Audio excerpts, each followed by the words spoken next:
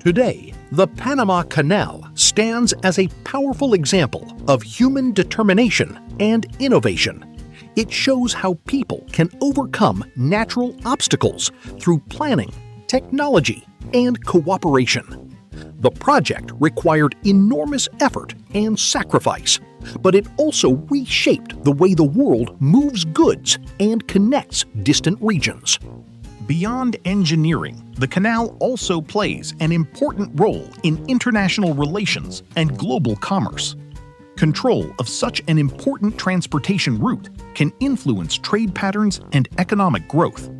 In 1999, management of the canal was officially transferred to Panama, marking an important moment in the country's history. Since then, the canal has become a key part of its national economy. Over time, the canal continued to evolve. As global trade increased, ships became larger and carried more cargo. To keep up with these changes, new and bigger lock systems were added in 2016. This expansion allowed larger vessels to pass through, ensuring that the canal remained useful in modern shipping. Even today, the canal depends heavily on natural resources, especially fresh water. Each ship that passes through the locks requires a large amount of water. Because of this, rainfall and water management remain critical to daily operations. Changes in climate can affect how many ships can use the canal at any given time, or lowering the ship slowly and safely. Once the ship reaches the correct level, the next gate opens and the vessel continues its journey. The entire process depends on careful timing and accurate control. When the lock system itself works in a simple but precise way, a ship enters a large chamber and gates close behind it. Water is then added or released, raising or lowering the ship slowly and safely. When the canal finally opened in 1914, it changed global transportation almost immediately. Travel distances between many major ports became much shorter. Ships could deliver goods faster, businesses saved money, and international trade expanded. Another major challenge involved controlling water. Rivers in Panama could change rapidly during the rainy season, sometimes causing severe flooding. Engineers responded with a creative solution. They built a massive dam that created an artificial lake called Gatun Lake. This lake became a central part of the canal system. It helped manage water levels, reduce flooding, and provide the water needed to operate the locks. The design transformed a natural challenge into a useful resource.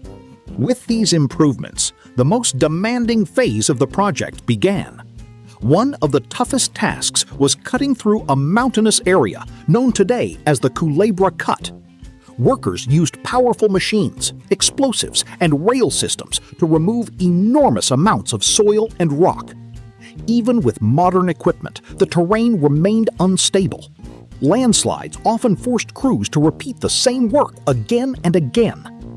Engineers realized that building the canal at sea level was not the best solution. Instead, they developed a new idea, a system of locks.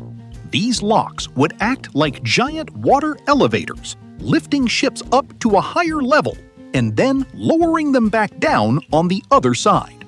This design reduced the amount of digging required and made construction more manageable. At the same time, health experts launched large campaigns to control disease. They improved sanitation, drained standing water where mosquitoes could breed, and introduced better hygiene practices. These efforts dramatically reduced the spread of illness and made it possible for workers to continue construction safely.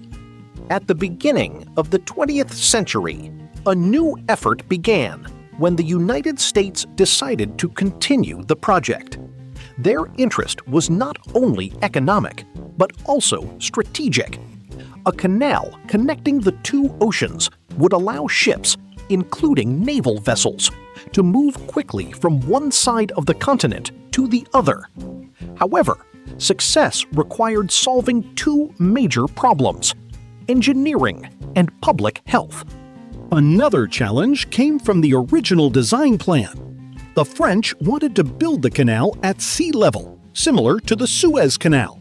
But Panama's geography made this approach nearly impossible. Digging deep enough through rocky hills while controlling flooding would require enormous time and resources. Costs increased rapidly, progress slowed, and eventually the project failed. For a while, it seemed the dream of a canal might never become reality. The first major attempt to build such a canal began in the late 19th century. A French team, inspired by their earlier success with the Suez Canal, believed they could repeat the achievement in Panama. However, the environment in Panama was very different.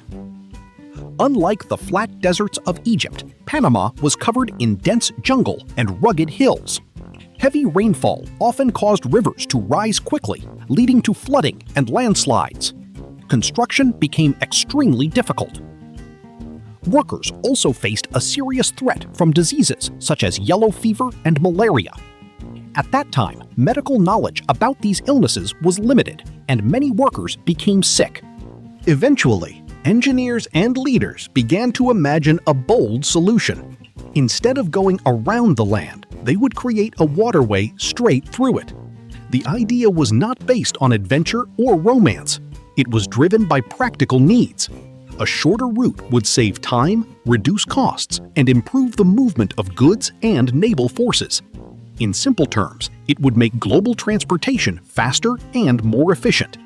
For hundreds of years, this narrow region acted like a natural barrier. Ships traveling between the two oceans had only difficult choices. They could sail thousands of extra miles around the southern tip of South America, facing powerful storms and dangerous seas.